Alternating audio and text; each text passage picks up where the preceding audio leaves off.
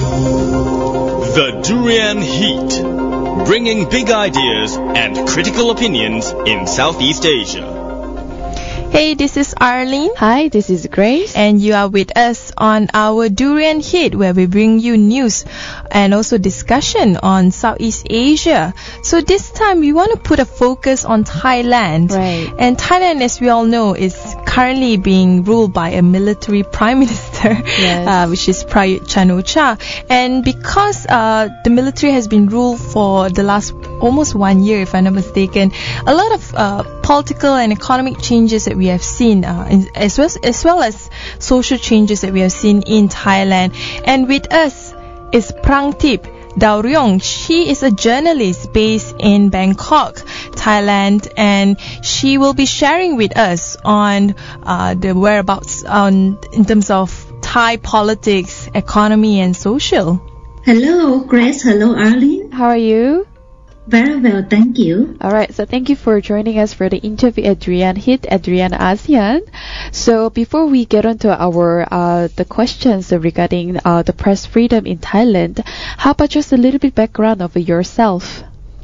Okay, I have been working as journalist, print media, newspaper journalist since mid-80s. And basically, I started with political coverage inside Thailand. And later on, since 10 years ago, I expand my field to Southeast Asian countries, especially Indonesia. Right. Mm-hmm. So how was it like for the past decades that you've been working as a journalist in Thailand, that with the government's transition, how it has been changing in terms of press freedom? Oh yes. When we talk about transitional period, I would like to see it in the broader scope, Right. rather than this government, which has been in power for more or less 1 year. Yes. I think in terms of politics, Thailand's transitional period started around 2005 and 2006, and since then we have had 2 coup d'etats and changing of a few civilian governments. So why do I say this period is transitional period? Because it is characterized by political uncertainties. Mm-hmm. And sometimes there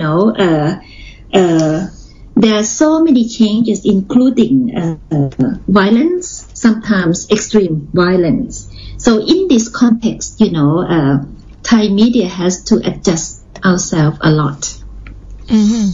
And is there a difference between Thailand prior to the junta takeover and during the time where Thailand has a legitimate, democratically elected prime minister?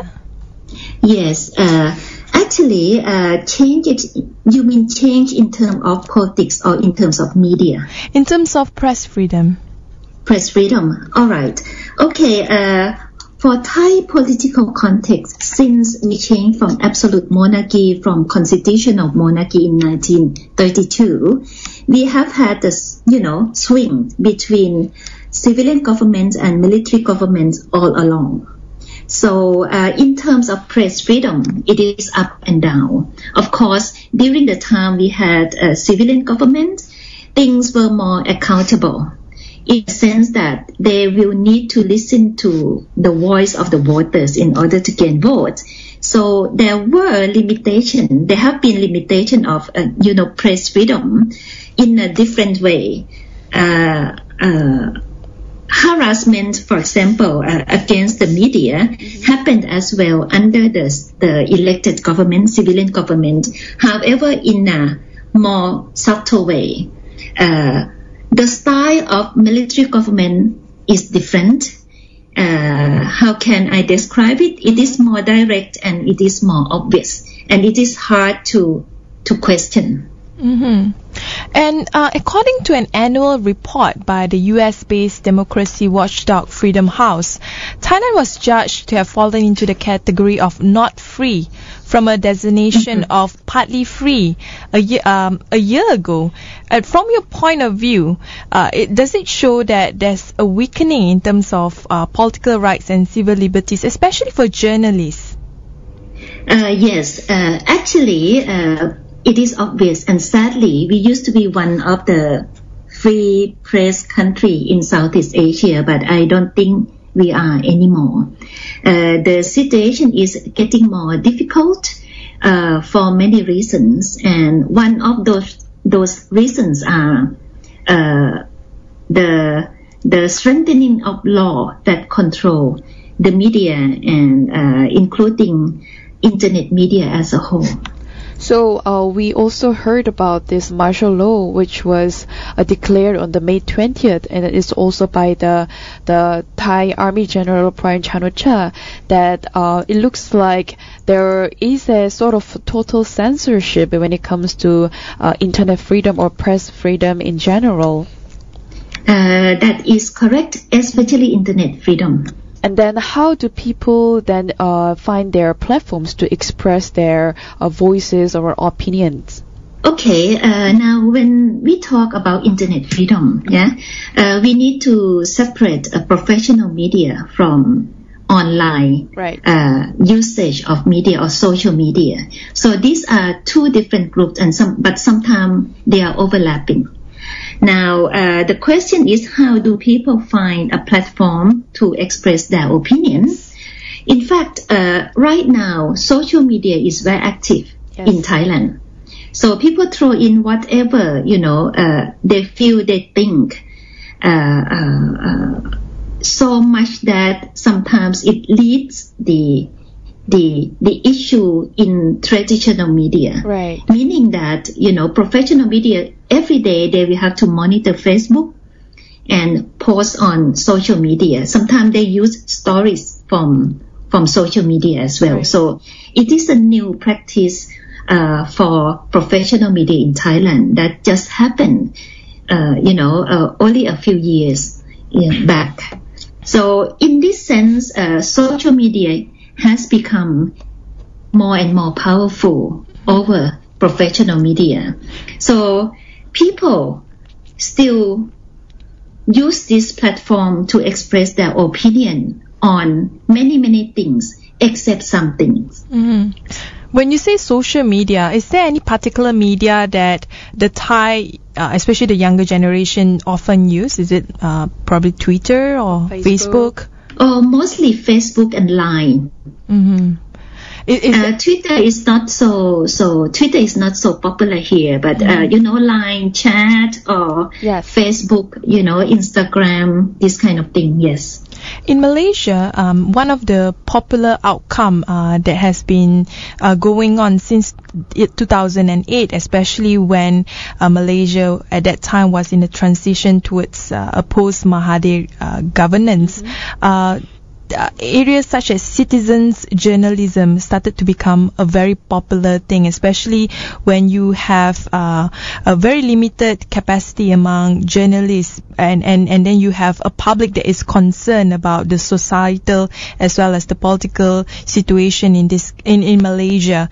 So there are even there are even media-sponsored training on how to be a good citizens journalist. In the situation of Thailand, is citizens journalism something that is widespread, or is it something new?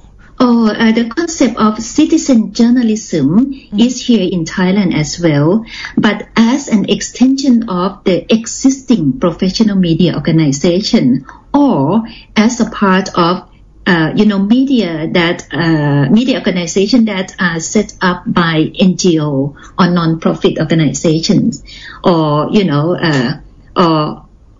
really new, the new organizations of the media. So they are not separate from traditional or professional media. In this sense, I would like to tell you about the background of the Thai media a little bit, which I think it is important because it is a little bit different from Malaysia. In Thailand, we have had two kinds of traditional media, which have different history. First is the print media. Print media has always been seen as a freer than broadcast media for the reason that print media is always private owned. This is the history from the beginning. Why broadcast media in Thailand is owned by the state? Right. Because the state owns frequency, and different government organization lease the frequency to private company to operate.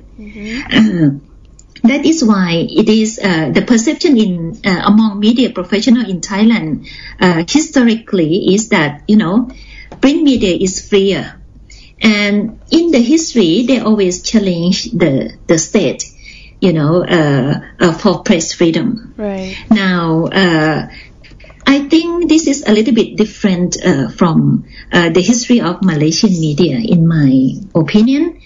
Now, when the Thai talk about media organizations and freedom of the press, those who champion freedom of the press is print media, historically. However, in the past decade, media landscape is changing too, and the story is complicated. There was a new organization set up to reallocate the frequency of the broadcast media for the use of the public, meaning to take the control from the state and give it to the public. And this is still an ongoing process. But we can see more quality reporting from television or some television channel as well. Why the press has been under a lot of pressure. And in my opinion, quality of report has declined. We've been speaking to Prangtip Daorueng, a freelance journalist from Thailand, at Durian ASEAN, the voice of discovery and sharing. After this break, we'll be talking more about the press freedom in Thailand in depth, so stay tuned. The Durian Heat, bringing big ideas and critical opinions in Southeast Asia. Hey, this is Arlene. Hi, welcome back. This is Grace. And of course, you are with us again on our Durian Heat, where we discuss issues pertaining to Southeast Asia, and this time, of course, on Thailand's politics, transition, and of course, with a focus on media freedom. And with us is Prangtip. So continuing our discussion, you give us a historical lesson on the press freedom in Thailand, and it seems like the print media is the freest among all. My question is about the Thai situation right now, because there seem to be a lot of censorship on certain topics, especially topics that touch on the royal family, and this is also because of that one particular law that's called the Lèse Majesté law. Perhaps you can give a bit of your opinion on this. Okay. Now I would like to talk about explain about the law itself. In fact, Lèse Majesté is an article called Article 112 under the existing criminal law. So this article, prohibit any act that defame, insult, or threaten the king, the queen, and the crown prince and crown princess. This is punishable by 3 to 15 years of imprisonment. So the law is being talked about a lot abroad, when it comes to political situation of Thailand. So this is a hot issue at the moment. Right. And then how about in further, because of that, certain issues that the Thai people cannot express themselves. How about that? How does that affect the press freedom in general? And let's say there are certain issues that has been raised from the monarchy side, but then how about the media? How are they functioning? Okay, now Les Majesté article has been here, for decades. It is not a new law, not a new article. One interesting point that I have seen is that the law prior to 2005 was not active at all. There were very, very little cases, under this article. Now, since 2005 to 2006 until now, cases, Les Majesté cases, has increased dramatically. And I see it as, the reason for it is the uncertainty in politics. Underneath is the polarization in society in terms of political view. So much so that, the issue of Les Majesté became very, very sensitive and people react to it emotionally. So I think that in each country, we all have taboo issues. Yes. In Thailand, the feeling of the population, the people in the society toward the monarchy is very sensitive one. And when you talk about Les Majesté and criticism against the monarchy, naturally you will have a large group of people who can become very emotionally, react to the issue. And since 2005, 2006, political factions sue each other using this article all along. Now, when it comes to press freedom, professional media have learned long time ago how to treat the issue of Les Majesté and how to treat this law. So when you look at the statistics of the cases, roughly, you will see that the law has been used against ordinary people more than against professional media. There have been cases against people who post on the internet, or people who tweet, tweet messages, rather than, cases against media institution. Since 1911, there has been at least 2 cases, though, against, editor of one publication and an editor of one website. But these 2 organizations are media that are new.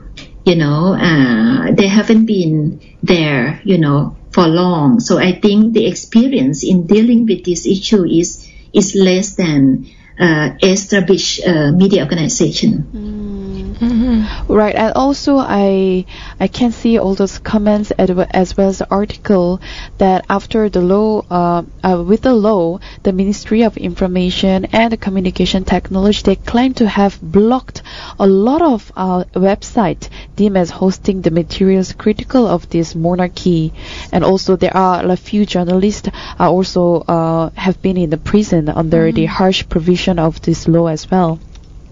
Yes, correct. At least 2 journalists have been in prison for more than 10 years. Not more. Imprisonment, punishment for over 10 years of imprisonment. This criminal law, Les Majesté article, works alongside with Computer Crime Act. That allows, censorship and block of the website and everything, and also punishable, by imprisonment as well. The Computer Crime Act, which was enacted in 2007, doesn't overcover Les Majesté issue. It covers everything, pornography, violation, stealing of ID or insult of others. However, some observations point to the fact that, lately, Computer Crime Act has been used to oversee the issue of lèse-majesté and national security more and more. That's interesting development. Why so? Well, it comes back to political uncertainty in the country as well. So political groups, interest groups, when they fight, sometimes they bring up the issue of the monarchy. And it's Yes, sorry. Sorry, it seems like with the percentage that you mentioned earlier, more and more crimes are being charged under the lèse-majesté law. What kind of trend we are seeing right now among the Thai, especially the new generation of Thai? What is their relationship and what do they view their monarchy as? Well, I will describe Thai society at the moment regarding the issue of politics as extremely polarized. So you will see younger generation who are critical about everything, political situation and institutions. And you will see another group, other groups who really love the monarchy and express it. Right. So it is not one. So it's very divided. It is very divided since 2005 on. So it has never been like this in Thailand. I see. But do you also think that they are using this law to actually cripple voices of people who are against the military junta instead? My idea about the law is that, it would help if the law, explain clearer about what they mean by defame, insult, or threaten the monarchy. And the scope of protection as well. Like, what do they mean by member of the family? So, without having to, the law will need to be able to explain to the public how it functions. Like many laws, like every law in the country. So whether the law is being used to maintain the power of the military at the moment or not, I do not want to speculate because there is no proof. Right. So what I would like to see and what I think that it might help, providing a healthy atmosphere for, future democracy is that you allow people to do constructive criticism, with good intention. And yes, and the law adjustment, a little bit adjustment of the law will help. Anyway, we'll take another one short break. When we return, we'll discuss further on the press freedom in Thailand. The Durian Heat, bringing big ideas and critical opinions in Southeast Asia. This is Arlene. Hi. Hello, this is Grace. And of course, with us again, with also Prangtip, talking about the media freedom in Thailand. So we discussed extensively on the lèse-majesté law and about the trends that we are seeing right now among the younger generation, also among journalists as well. My question is about the future of Thailand when it comes to press freedom. Are they going to remain like that? Because I remember Prayut Chan-o-cha did promise an election and democracy for the Thai people. Do you think that things will get better? Journalists will have greater freedom to report about situation in Thailand? And also, are there still hopes in the Thai democracy and with the current situation? Okay. Now, what is in my mind is that, Thai audience and the Thai media cannot expect the state to give them freedom alone. Now, one element that is a big issue in my mind is the changing media landscape. And I would like to explain it a little bit. As I said earlier, Thailand has been going through uncertainty in politics. And so far nobody knows whether General Prayut will keep his promise or whether he will continue on in position for a few more years. Right. So it is a big issue here, and some, media articles report about this uncertainty already, and provide also some intellectuals and media people just, try to warn him against it. Now, another thing that I want to talk about is that right now, because of the changing media landscape in Thailand, the media people will need to gather ourselves and our strength and rethink what is going on here. What I mean about changing media landscape is that, we have been going through media reform on the broadcast media for years now, under an independent organization with, will reallocate television frequency and radio to the public. And many things happen here. Right now we see a lot of a number of digital television stations and thousands of community radio stations. Some are not licensed. So it leads to a lot of report out there, many stories, but it doesn't have to be professional. We can see community radio selling, supplement, health products. Sometimes it's illegal. And we also see unprofessional report, by lack of experienced journalists. At the same time, existing newspaper or television that are operated by professional media people are running around trying to compete with social media. Right. And as I said earlier, many newspaper mainstream and, famous newspaper and television now monitor Facebook and trying to use, stories from Facebook sometimes without checking. So I see the decline of reports among media, overall media. At the same time, Facebook has become a platform for expression, but sometimes false expression and rumors. Now it comes to the audience, and I think to solve this problem, audience will have to play a critical role. And now when you talk about media audience, you are not only the audience, right? You are content provider as well, because you have your own media. Yep. So I think people will need to demand quality from the media that they consume and from themselves when they want to provide any content and be responsible for what you write on the media.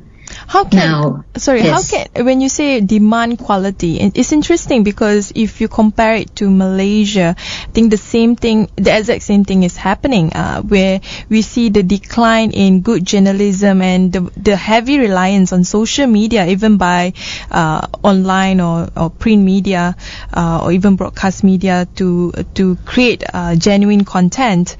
But as a consumer for this media, how can we demand quality? Well, you have your channel, you have your platform. If you read something that you don't think is right, you criticize it. You give feedback to the established media organization. A critical, feedback and contribute to it. This is one way. Another way is that you provide, a better content by yourself or balanced opinion, and slowly build up a society where, quality discussion is allowed and should be leading, other sort of, discussion or emotional discussion or lies. I don't know whether I make it clear. Yes, you have. Well, before we finish our interviews, we have touched quite a lot of aspects when it comes to press freedom in Thailand. However, I have another question for you, which is touching on the education part, because I'm specifically interested in all these journalists, all the students, university students especially. because education is very important when it comes to any kinds of field, but especially in this media field in Thailand. How is the education in Thailand so far, especially in the journalism? You mean journalism education or education as a whole? Journalism. All right. Oh, well, the journalism has become very popular, in the past decades, because I think the booming of television. Yes. And, younger generation dream to be, a pretty face on TV. Yes. And, saying something, and they could become very famous, in 1 or 2 years, like a star. So this attract a lot of younger generation into journalism school. Right. Now, however, I don't think we have a bad journalism school here, because it's quite good. However, there are issues that education or journalism school must provide more because of the changing media landscape, as I said earlier. Media literacy, for example, how do you teach students or younger generation to consume media, or to understand quality media? This is one thing, and this is not only on journalism school, but it must be in the education, every level of education. Right. How do you balance fact? If you every day you wake up, you check your Facebook and you see emotional debate or false story every day, it shapes your perception. Yes. And we are not vaccinated against it. That is true. That's true. Younger generation do not read newspapers anymore. They go online and they read what they want to read, right? Yes. They become very selective. They are, and not only younger generation, my generation as well. And Thailand has a new type of media set up by political groups. And what we have seen in the past decades is that, a large group of people follow only one television channel, All right. online channel, or one website. And because they want to read the type of things, read the same idea that they believe in. So there's no balance there. They do not want to read other opinions that are different than theirs. I see. So this increases polarization in media and in the society as a whole. So I think this trend is cut across boundaries, because even in Malaysia, and I believe the whole of Southeast Asia, and maybe globally as well, like people, because of the internet, instead of creating more diverse point of view, people only want to see view that they subscribe to. And this address the issue on this creates much more polarization among society. Yes, that is true. And now media educators and educators as a whole will have to sit down and think seriously how to cope with that.